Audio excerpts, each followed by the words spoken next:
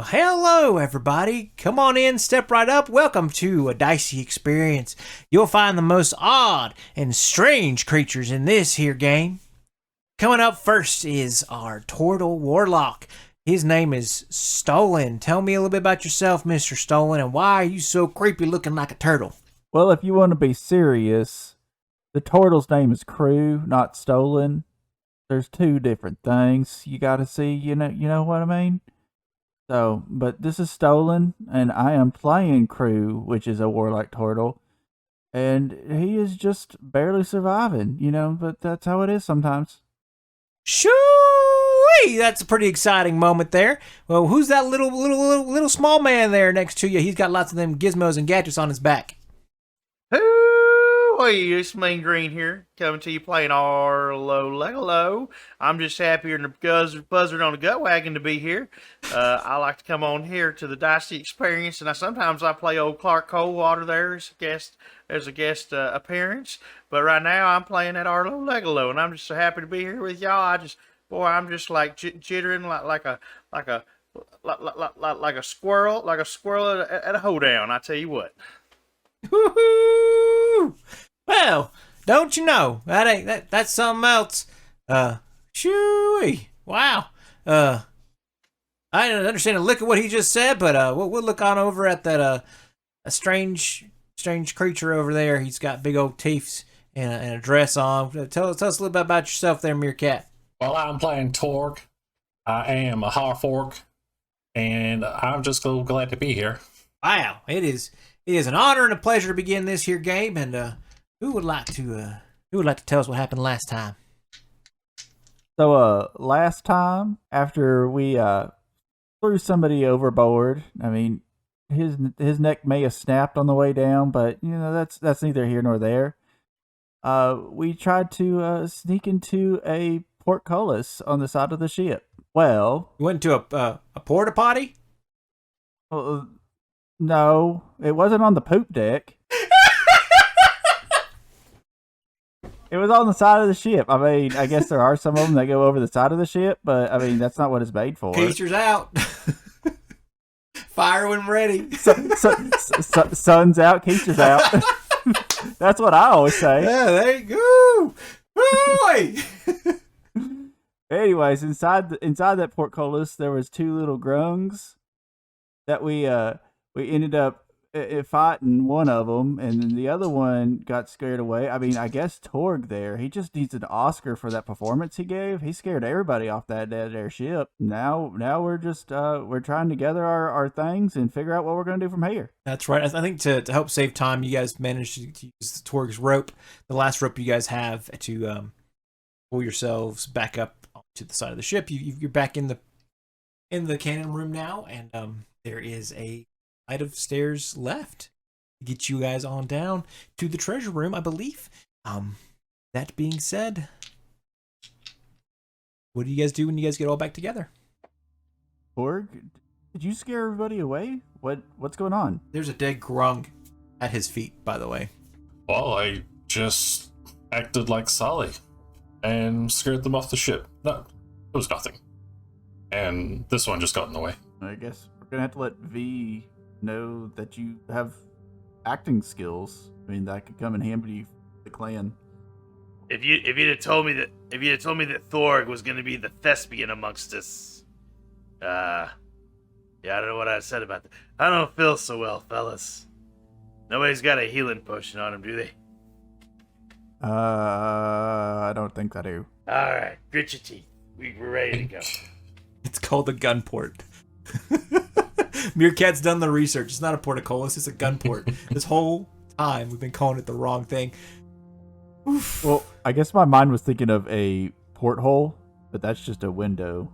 Yeah, I guess. that's all right. So that's why it made sense. So we're learning. Yeah, we're we learning. didn't have lazy men here to correct us. We need sailors for dummies. or just lazy man to answer all my questions when I make up things. So Did we all get healing potions in the beginning? I don't think we did. It's standard issue for you guys to carry a healing potion. Okay. But then I will take my healing potion, which is what? 2d4 plus 2. That sounds right. Sir. Arlo will do the same. All right. Or will not. He has taken no damage. Ogre's gonna hold on to his. I guess we need to hide this body in case, Sally finds it. Well, I brought it in so it wasn't just floating out there, but we can just throw him over if we want. Yeah, do that. Or we could shove him in one of these cannons. I don't think he's gonna fit in there. Or let's just stick him over in the corner behind like one of the stacks of cannonballs. Sounds good to me. I say we hurry up and we get our butts down there to the treasure room before they get wise and come back. Yeah, with all your knowledge of the ship, do you know how to get there from here, Arlo? Straight down the stairs. All right, let's go. Stealthily. There shouldn't be anybody on this floor. Everyone got scared, so we'll just have to figure out what's down there or what's guarding the treasure room. Crew, is the door open or did it get closed behind you when you came in? You're asking yourself. I'm not. I'm asking Borg if the door got closed behind him when he came in the door. So I mean, when the golden fish ran out the second time, Yeah. he slammed the door shut, or is it still open? Oh, it's still wide open. Oh, It's okay. Do we see anybody down the hallway? With some No, fish, it's with some fish crap splatters down the center of the hall there. it's a frog. Why would it be fish crap? It's frog crap. Sorry, frog he's droppings. carrying fish crap on him. Frog droppings down the center. My bad. Then I'm going to lead the way down the hallway. Perfect. Arlo, is it this staircase here? Yeah. Because it's my assumption is that it just switchbacks on itself, so it goes from one level to the next. So yeah, we just need to keep going down. All right, let's go. Perfect. You guys are making your way down stairs. Like we mentioned before, the room was decorated nicely enough to have like shelves and stuff in it, but now you are kind of making your way down to the bottom bowels of the deck of the ship. It smells a little bit different, but at first it's kind of bad, and then it smells like it's almost being like masked with like a potpourri type smell. The same kind of smell you had in the room when you first arrived, but now it's a little bit like dense mixed with like just nastiness. Sounds like somebody sprayed some perfume on a pile of crap down here. Maybe they moved the poop deck down here. As we're getting closer to the trophy room, do we notice it getting flooded? No, like it is still well kept and maintained down here. Again, he did make a hole, but it wasn't low enough for water to come in. So Okay. no one seemed to notice that hole as of yet. But you guys are down in the bowels of the ship. You guys see the hammocks and different things that are kind of laying about. This is where the extras get to live. See, you hear people snoring. It sounds like they are out. The lights are off, so it is relatively dark. I know Torg probably has dark vision because of half orc, right? Arlo, do you have dark vision? Yes, sir, I do. Yeah, so Arlo can see for sure. Yeah, I got dark vision. Crew does not have dark vision. Yep, he does not have Devil's Sight yet either. So, crew, you're completely blind. It is pitch black down here. Do I hear the people snoring though? Yes, you hear people snoring, and you kind of feel. Well, what's your marching order? I was leading the way. Yeah, so you are in the front. You can hear people snoring. Who's behind him? I'll push Arlo in between us and I'll protect our back, our flank. Sounds good to me. Perfect.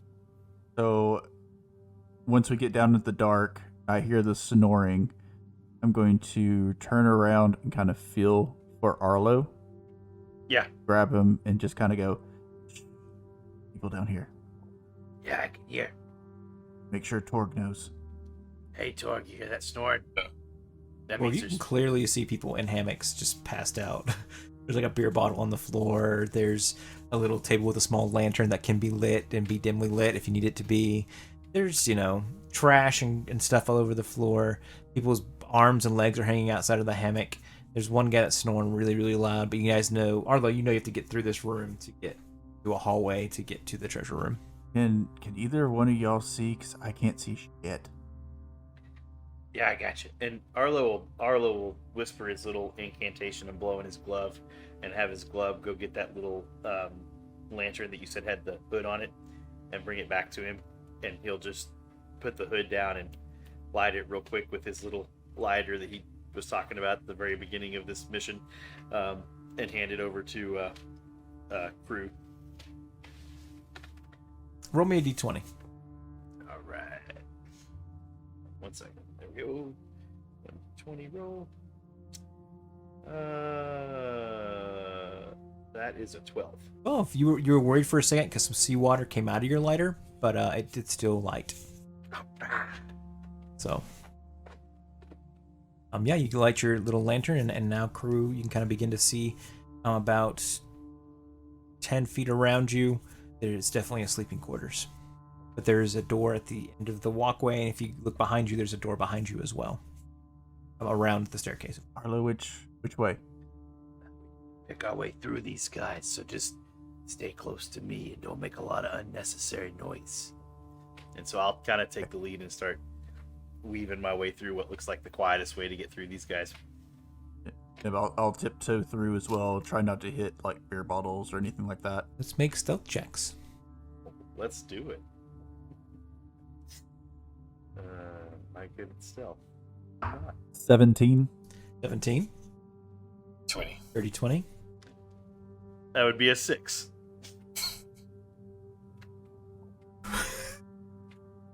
My gosh. Why? But 2 successes beats 1 failure, right? There we go. That was a group check, right? Was a group check. Let me average it out and see how you do. Oh, yeah. With an average of 14, you still manage to get through with no problem. You're darting and weaving between the beer bottles. There's a point where Arlo's like, yeah, I've got this. I'll lead us out. Just we got to dodge and avoid everything. And when he turns around, he kicks a beer bottle. You hear it go clink, clink, clink, clink down the hallway for a second. And right when he kicks it, Drew kind of picks him up. And you guys wait, and you kind of hear them stir for a second, and then nobody moves. And they go back to their regular breathing and start making your way through. Eventually, you get to the door at the end of the hall. What do you say? What were you going to say there? I'm sorry, Arlo. Oh, I almost pissed myself there. Let's get this door open. Door's unlocked. You guys open the door. What do you do? Is it dark in the trophy room as well? Well, you're not in the trophy room yet. It is a little more lit in this hallway. Open this door, light is going to come into. Okay, then I'll just Gonna do it try to slip. one at a time. Just open close so not much light gets into the room. Yep. And It's and our worse. It's way worse. Go ahead though. and Arlo's the smallest, so I'll have to put in the least amount of light. So he'll slip through real quick and then hand them the door to do whatever they're gonna do. But I'll step in and start looking down the hallway to see if there's anything that needs to be seen. If you catch what I'm saying. So Yeah. Crew is going to set the lantern down on the ground, and that way he can use both hands to push open the door real quickly and slip through. Okay. Quietly behind him. Or when you open that door on the light comes into the room, you just hear everybody kind of moan and kind of like, seriously? Your bottle flies towards your head and slams against the wall as you. But you guys are fine. No one's coming. We briskly walk down the corridor. There's nothing really of note in this area. Actually, Crew, honestly, the rest of the walk is kind of fuzzy to you. In this memory, you can't quite piece together what turns and different things. You kind of remember laughing at the thought of Torgamos being hit by a beer bottle, but the rest of this walk is relatively fuzzy. What you do remember is getting to the large and elaborate door and kind of realize why they sent Arlo with you. It's going to take a interesting lock-picking pick to be able to said door. And the door is big and elaborate in the sense that, like, the rest of the doors are relatively of smaller stature and size, like a regular person could fit through. It almost looks like a giant could walk through this door, which seems odd in the bow of the ship, but you are in a magic world. The etchings and the drawings on the outside of this door are kind of flowers that they kind of see a blue and a red flower that seem to intertwine with each other. What do you guys do? Arlo, can you pick that? think I might be able to. And Arlo will take out his little device and walk up and put it against it. You can tell he's kind of nervous because this is the moment of truth, and he'll put that puppy in and start it. Click, click, click, click, click, click, click, click, and we'll wait and see what happens. Make me an intelligence check or a sleight of hand, whichever you prefer. I like sleight of hand much better. That's a 9. And the thing falls apart all over the floor. Well, we'll do it the old-fashioned way, and he'll pull out his lock-picking tools and go to work. Obviously bummed, but it's all right. Cool. Another sleight of hand check. Another sleight of hand check. Torg does have to lift you up in the air and hold you to be this keyhole now. Okay, fair enough. Hey, Torg. What? You're gonna have to lift me up. No problem. And I'll grab you with my frilly gloves and I'll lift you up to the door. Dear God, don't tell anybody about this. All right, here we go. But DM, is there any kind of like space under the door, or is it pretty flush with the ground? That's better. It's flush with the ground. It's a great question. Okay. 21. Yeah. Now that you're close enough to the lock, it's big enough where you can almost like look through it and kind of see some treasure on the other side, and you can see the intricacies of what it's like on the inside of this lock, and you're like, better. And you're able to start picking, and eventually takes a minute or two, and click, it clicks open. The door you think was going to swing open from the right, but it opens up from the center. Ooh, like barn doors sliding out. Nice. Okay. But you guys, So successful. There is a large open room. Go ahead. what is the gnome being held up by the half orc in the frilly dress and the gloves? See as the door slides open. So somebody that's standing in the trophy room would see like the scene from The Lion King where being held up. Yes, yeah. This is more like Aladdin. He's finally made his way down the steps, and you walk into the room, and just bright, and there's gold everywhere, and it's like piles of gold all over the place. Different types of treasures and different things along the floor. A couple of statues around the edge, and it looks like two of them kind of look very similar to Sale, as if like they're making a bunch of statues of Sale. If you were an artist, might recognize who they are and who made them. A couple of treasure chests in the room as well. It's a bigger space than you thought it was when you first. Holy crap, man! We could retire forever with what's in here. How big are these statues? So again, this space feels strange and weird. It's almost larger than what you would expect for what would be this part of the boat, in the spine of the boat. It is a pocket dimension of sorts that makes everything appear to be larger and bigger. And it really is, because everything is larger and bigger. The room should not fit in the space that you are in. Yet, here you are. As you look at these statues, though, they are about 20 feet tall. So they are relatively large and heavy. They weigh a lot. Good Lord. They're not like carryable. Yeah, no, not unless you all three want to try to carry it together. I was thinking like a small bust or something. No, they're like 20 feet tall. Like, think the Thinking Man. Like, it's massive. Okay. There is one of a man sitting with his fist underneath his chin, resting on his knees, and there's a circular hole underneath it, where he's sitting, and it's called the portcullis. Go ahead, go into the room if you guys would like. I'm just gonna stop everybody for a second. I'm gonna like Torg will put out his hand. Stop. Seems a little too easy. Maybe we should like check and see if anything's got an alarm or some kind of trap door. Like, Crew's just gonna look around and see if there's like anybody in there, because it's weird that it's lit up, whereas the rest of the ship was very dim. Yeah, make a perception check. Arlo will it will blow in his glove and send his mage hand in and see if anything happens when the mage hand breaks the barrier. 7 for me. Looks like a well-lit room with lots of treasure, Crew. The mage hand, Yeah, Mage Hand will go through the door. Do you cast it inside the room? Do you have it go over the threshold, or what do you have it do? I would have casted it on our side and then seen if it could move through. Yeah, it floats on in. Turns around, waves at me. Nothing happens. Seems happy. Okay, I'll call it back. And Oh, can you have it grab something, like some gold or something? See if that triggers anything? sure. So he'll blow in the glove again. Send the glove through again. Have it go over, find the nearest coin, pick it up, dangle it around for a second. Yeah. All right. Set the coin back down. Come back to me. Fine, as far as I can tell. The crew is going to step 1 foot in across the threshold. Here goes nothing, guys. Right behind you, boss. It's interesting when you walk into this room because the air is almost fresher. It feels like it's a little bit cleaner.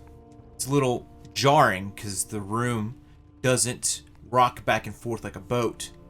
It doesn't wibble and wobble. It's a firm ground, solid, unmoving. Like instead of being on the ocean, we're standing on a slab, like a solid building. Yep. You guys all walk in?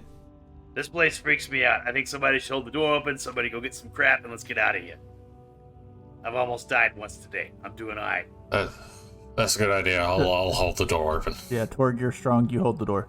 Arlo, let's split up, see what we can find. All right, what are we looking for? What do we see around?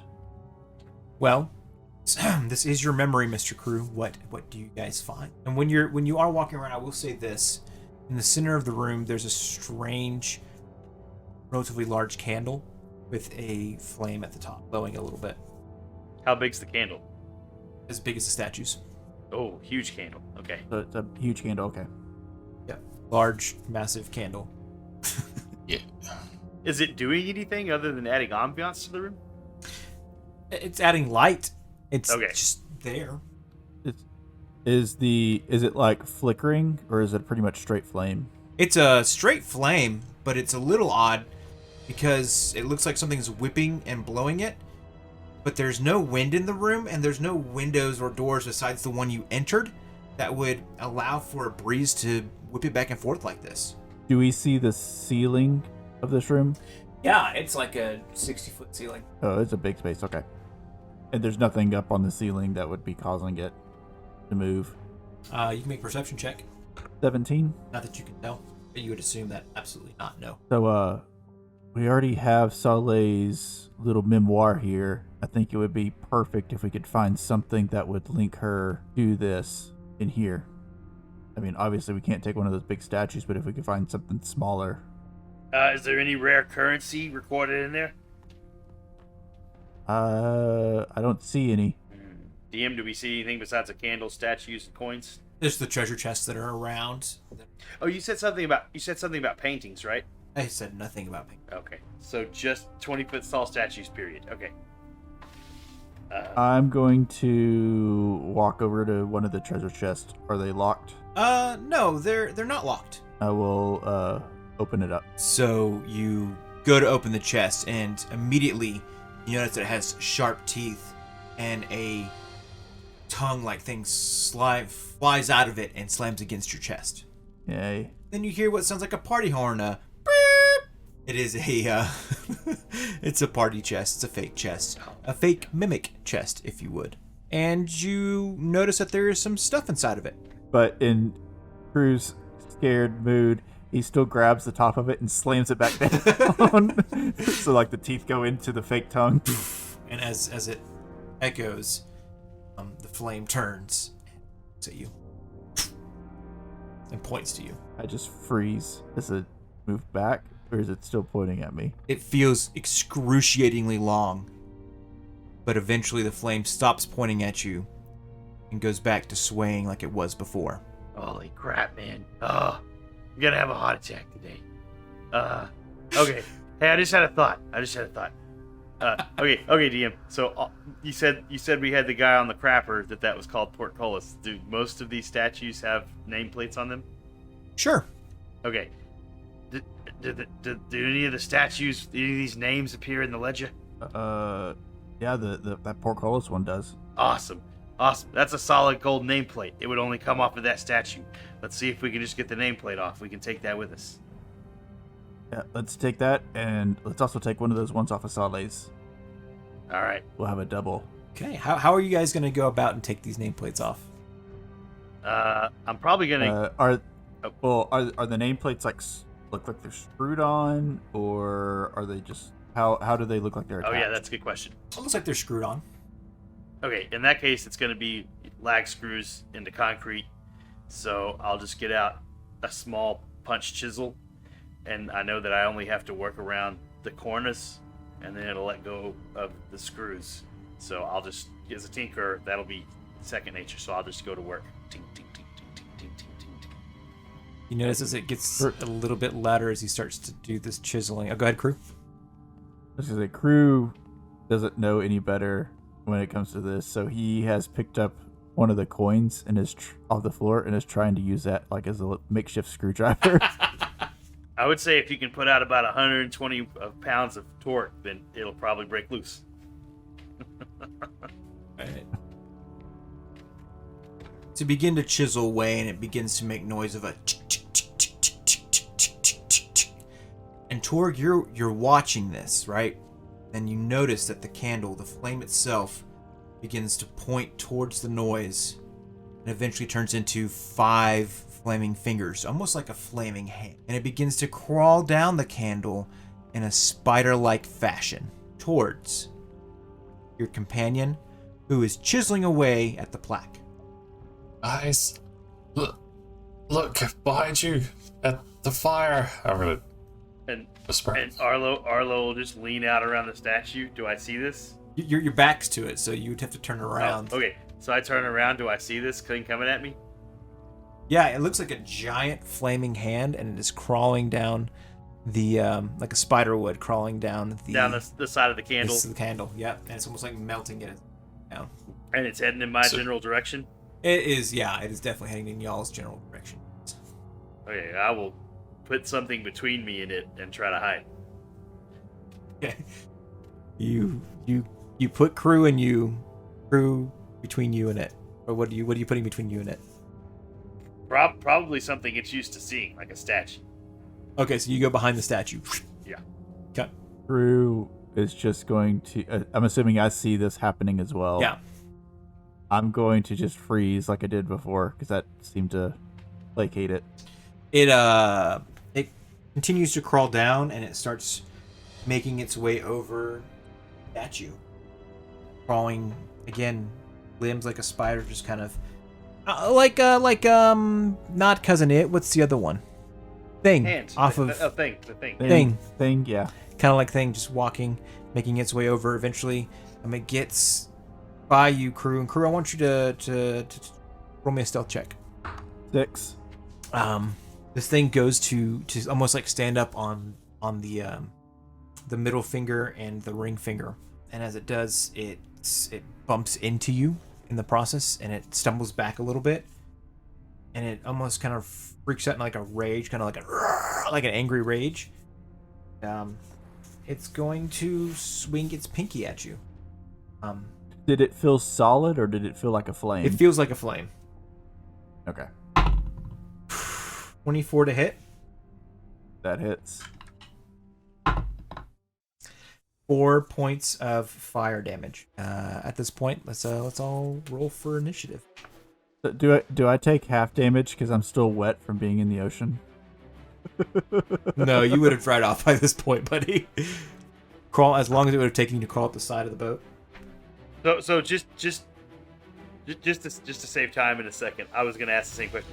So has it been long enough that like even our clothes are dry, like even our underclothing would be dry? Okay, that's a good point. But crew doesn't wear pants at this point. Right. No, I'm asking for Arlo. Crew is naked. Because I was just fixing to ask you the same question, so I'm just getting ahead of things.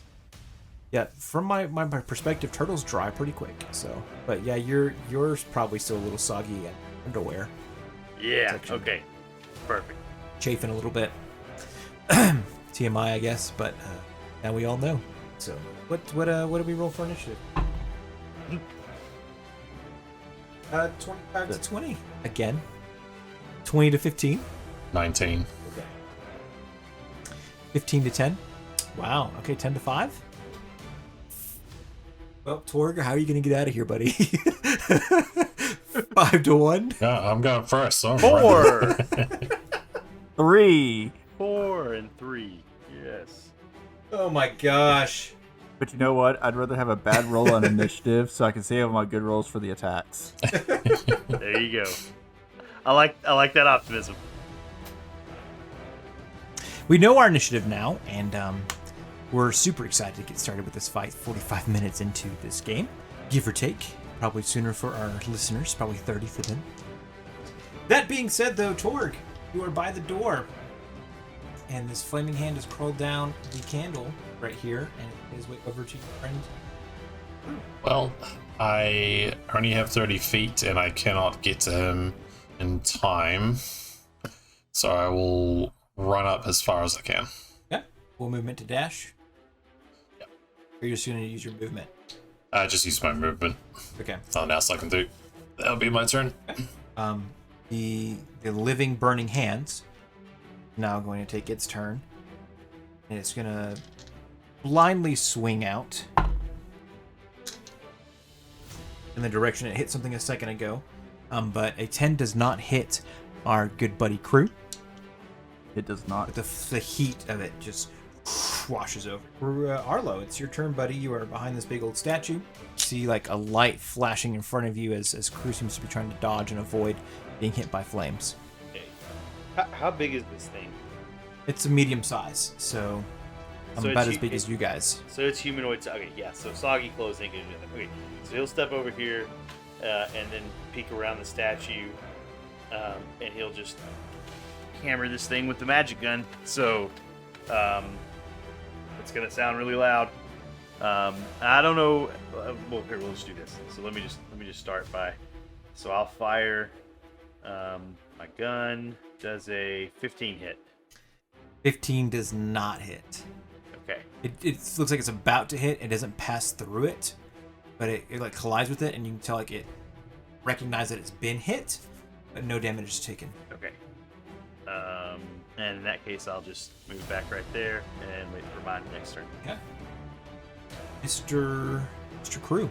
Crew is going to, after being burned, going to take a couple steps back away from the hand. Okay. It misses. And is going to an Eldritch Blast at it. Nice. No, it's not, because it's only a 6. It collides against the statue. That's what you'd like to do, Mr. Crew? I'm just going to keep backing away. Okay. As you step away, you hear a and you look to your left. It appears the doors to this room has slammed closed. All right. Torg, top of the round, buddy. The doors close behind me, and I am going to fly into a fit of rage. Yeah, you are. I would like to rage. And I am going to attack him. So, I haven't used rage before. I don't add anything to the hit, it's just the damage that it adds, right? No, it should be +2 to your attack modifier and your belief. Well, I guess it doesn't matter because natural 20. Nice. Do I double the +2 for rage? You know, you doubled the dice. Okay. So 24 points of damage. Okay. Tell me how you swung your axe in a fit of rage towards this flaming hand creature. I am sprinting towards it with my axe trailing behind me, and then I slash upwards through it. Okay. Perfect. Yeah, you do this, and it's interesting, right? Because you feel like you did not do the full amount of damage it was supposed to do. But at the same time, there was almost like a force of wind that came behind you, and this creature looks like it had been hit. It was kind of like flares out for a second, and it's almost like flickering like a flame about to go out, but it is not done yet. It is gonna turn its body and face you. I need you to make me a dexterity saving throw. I only have advantage on strength. Okay. You have danger sense yet? No. Dexterity. 10. 10? Yep. Okay. It shoots just a bout of fire in your direction. And you're going to take 8 points of fire damage. Oh no. Washes over your body, just like a cone of fire coming. Last thing, it kind of melts some of the gold around you. The dress that you were wearing is now just burnt and tattered. The egg drops and rolls onto the ground. It's no longer sitting in the bosom area. And that straw hat is just gone. I was going to be unconscious with that attack, but I'm going to use my relentless endurance to stay at 1 HP. Freaking half orcs! Oh my gosh. Okay. Arlo, what are you gonna do, buddy? Arlo is just gonna pop out this side now, peek around the statue, and let this thing have it. Okay. So You'd see a bright flash of light on the other side of the statue. cool. You can barely hear Torque breathing, just a heavy. Yeah. He's like, I don't like this thing. Woo! About time. 21. That hits. Wait, hold up. Where's the button? Okay, here we go. So that'll be 8 points of magical damage, and it's the effect of Thunder Wave, so it needs to make I think it's a dex saving throw, I guess, a 13. And if it fails, then it's knocked prone. I don't know what that would even look like with this thing, but It can't be. Condition immunity is prone, so it cannot be made prone. okay. Then it just takes 8 points of magical piercing damage. Okay. Well, tell me, what does this spell look like? Describe it to me. So the gun looks like something like a steampunk sort of magical steampunk gun. And so Arlo. Oh, by the way, Arlo's using his bonus action to reload this bad boy too. So he uses his bonus action to jam another crystal in this bad boy, and then he turns around the statue, takes aim, pulls the trigger, kaboom! You know, it's got this thunder wave effect, so it's really loud. And when it goes off, this crystal flies out with the power of thunder, glowing blue. The sides of the gun rails glow blue, so the crystals also glow blue once they're stuck in the gun.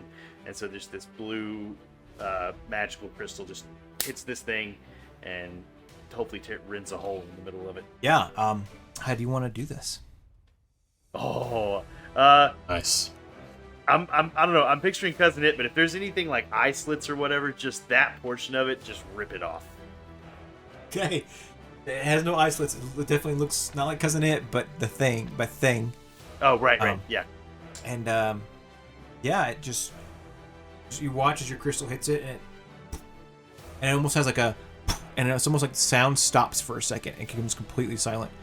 And you watch as it kind of begins to shake a little bit as the crystal begins to go through it and burns it out. You watch as kind of flame scatters everywhere and it goes dark in the room. Ooh, boys. Holy crap. Oh, my God. I don't know if I'm cut out for this or not, man. Oh, I thought A close one. I was going to get cooked. I'm not going to speak for y'all, but for me, I'm kind of tired of being attacked today. So let's hurry this up and get out of here. All right, yeah. So Arlo will go right back around and start trying to get this faceplate off of this statue as quickly as possible. Prue is going to go back over to the treasure chest that he had opened and slam shut without seeing what was inside and reopen it. Okay. Now that he knows that it was just a party gag.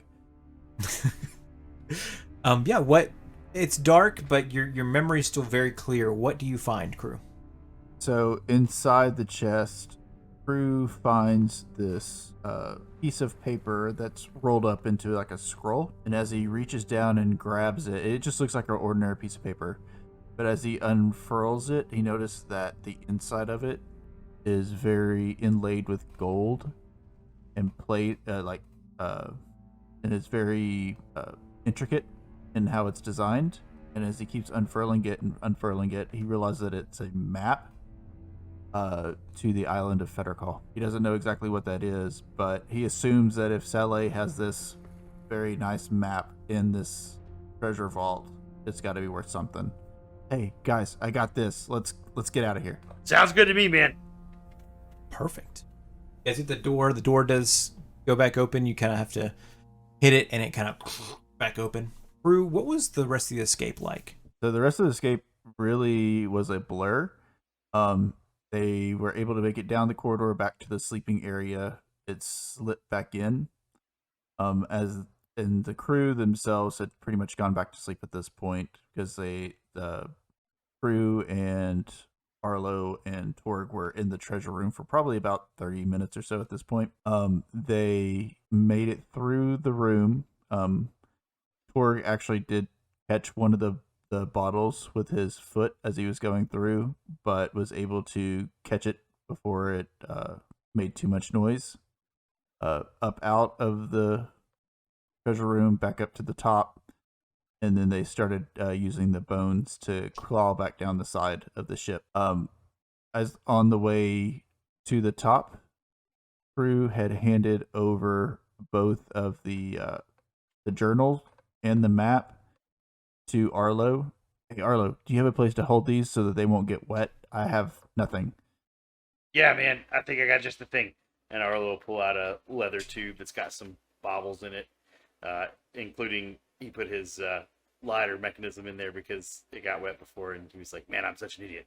So he slides the map and the journal into this leather tube and closes it up and relashes the leather thongs on the outside, trying to make it as airtight as possible before they head back down. So they climb about halfway down the ribs on the side of the ship, and then they dive into the water and swim underneath the water as far as they can hold their breath towards where V was still on the beach. Awesome. The awards you all with your success. You have all been upgraded in the clan. And at this point, your memory begins to fade as you come back into the smelly sewers, walking with your current compatriots, the Fates. Jean's kind of shaking you a little bit because you're about to step off into a large section of the sewers where there's a large pit and the water seems to be going down. And hey, gotta stop! I hear some voices around the corner. Oh, sorry, and this really strange-looking smirk comes across Crew's face. I know this sounds gross, but being back down here, it brings back memories. John will kind of turn and look at Lucas like, what the crap? Pretty shitty memories. And that's where we'll close that scene for this evening. I do have some questions, though.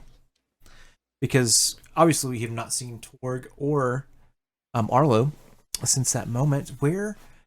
What did they do after that day? And Torg, I do have one important question before you answer that. The egg, how did you lose it? Because it does find its way to John eventually. My clothes burned up and it fell out on my clothes. Cool, so you didn't pick it back up after that? No. No, okay. You just left it in the room. All right. I was near death and I needed to get out of that room. Sounds good. Okay. So where are Arlo and Torg now in present time? Are they still with the clan or what are they doing now? I would imagine Arlo got his fill of the fighting scene, and so he took his promotion as an opportunity to become basically what Q is to 007, the creator of unique items for the purposes of the clan. So that was the assignment that Arlo would have requested, was to become the clan tinkerer and make things needed to do cool thievery type things out in the fields and test them from the safety of his laboratory. Awesome. I like it. Mr. Torg. From his history of being a showman and a gladiator, and then his experience with clothes that he doesn't normally wear, he is going to set up his own line of adventure wear for both men and women, so they can adventure and be safe as they traverse the unknown. Do you need your Orgware. dresses to be fireproof? Come on down to Torg's Fine Wares. Yeah. Oh man. Well, Mean Green, it has been an absolute joy having you join us for a few episodes. We really appreciate it. We know that your work's getting ready to ramp up for the summer, but if the listeners wanted to find out more about you or find out where they can listen to more of your gorgeous voice, where can they find you in the socials and such? Ooh. Not too many places right now. Guest appearing on a Dicey Experience. I am on Twitch at MeanGreen220. Feel free to look me up, follow me, send me a message. There's no content on there right now, but maybe that'll change in the near future. Perfect. Anything else y'all want to share about this episode or share about Mean Green before we head out? No, It was it's really been a fun. blast to have you here. Yeah, man. Great to be here. Yep. That being said, it's been a great time. And as always, next time we'll be deadly serious next time. Peace out. Bye.